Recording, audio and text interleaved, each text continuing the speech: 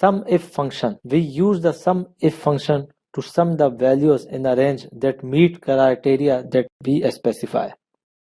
For example, we have one sheet here and we already have the sum of total sale here.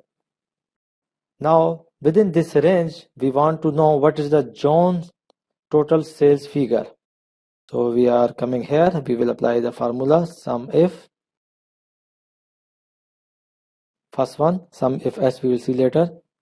Bracket, range, on what range we want to use the logic. So this is the range.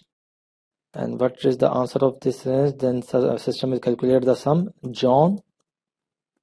In inverted comma, you have to type the John, then comma. Then select the range which you want to sum. So this range we want to sum. So it is coming 133746.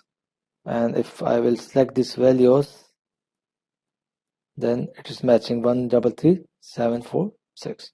So this is the total sale of John. This is how we can use the SUMIF formula based on some conditions. Now I want to know the John sales only of priority low, where it says it's low. So how can I do this? Equal SUMIF S.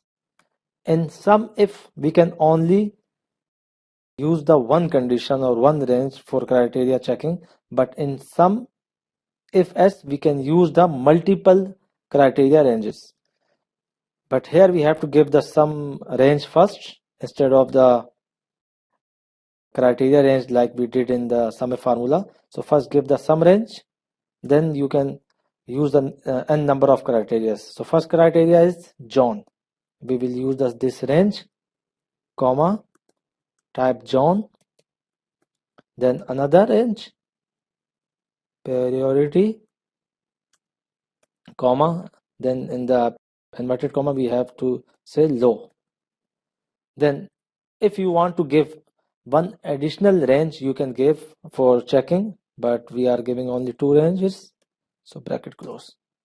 So for low, for this value and this value, the sum is 87,846.